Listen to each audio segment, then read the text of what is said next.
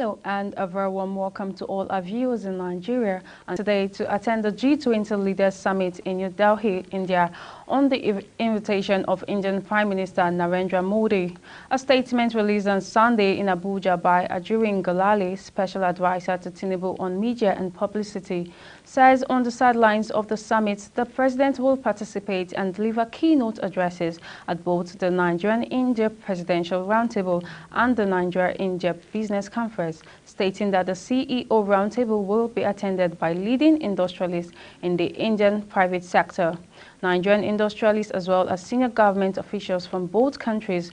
Ajuri said the President aims to leverage the platform to attract global capital and destination, specifically outlining his cross-section. Said there was no going back on the two-day warning strike, even as it affirmed that it remained open to negotiations with the government despite breaking its previous promises. Already, some state chapters of the NLC say they were ready to proceed with this by its President Joe Ajaero and National Secretary Emmanuel Ogbaja on Friday said the decision to go on nationwide strike followed the failure of the President Bola Tinubu-led government to dialogue with organized labor on efforts to cushion the effects of the removal of petrol subsidy on the poor masses. Sports Development Minister John Onwa-Eno says the federal government might pull down the National Stadium in Surulere, Lagos, to rebuild and bring it to a functional state.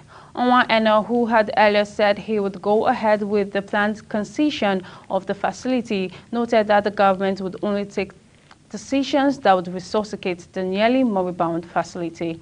The National Stadium, which was built in 1972 ahead of the All-African Games in 1973, had not functioned effectively for over 15 years due to poor maintenance of the facilities. Speaking at a meeting with stakeholders in Lagos on Friday, Onwa-Eno said he had been forced to give a second thought to the plan, given the state of the facility, adding, however, that government would take the best possible option. At exactly 9:07 a.m. today, Lagos State Governor Mr. Babajide Sanwo-Olu on Monday entered one of the Blue Line rail coaches to flag off the commencement of commercial operations on the Lagos Interstate train service. 6 minutes later, the train taxied with Sanwo-Olu permanent secretaries and political leaders on board. Sanwo-Olu's media aide Jibril Gawak last week disclosed that the rail operations will start with 12 trips for 2 weeks, which will be ramped up to 76 trips per day. According to Gawat, a full journey from Marina to Mile 2 will cost 750 naira, while zonal fares will be between 400 naira and 500 naira for people not making the complete full trip. And you're watching Global TV Media News coming to you live from Nigeria's capital, Abuja. We're on Star Times channel 276. Kindly follow us across social media platforms using @Global TV NG and other handles now showing on your screen. When the Midday News returns, Akpabio charges Finance Committee to monitor remittance of revenue generating agencies. We have details of these and other stories for you right after this break. Please don't go away.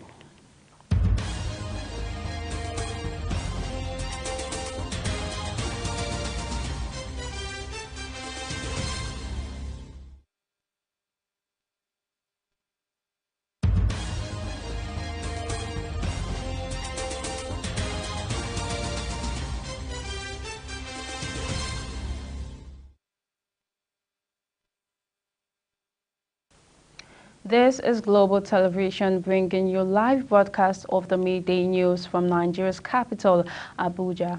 As we turn to business, President of the Senate, Godswill Akpabio, has directed the Senate Committee on Finance to embark on aggressive oversight of revenue-generating agencies with a view to curbing revenue leakages in the country. Akpabio specifically directed the panel to scrutinize the remittance of the agencies and government-owned enterprises and make sure that all revenues they generate are properly deposited in the Federation account. The Chairman, Senate Committee on Finance, Senator Sani Musa, disclosed this in a statement in Abuja on Sunday.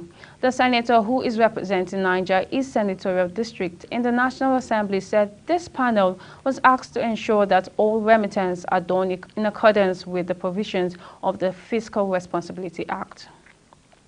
The United Kingdom at the weekend revealed that it is truly wanted to encourage the multinationals of British origin to invest into Nigeria, especially Southeast.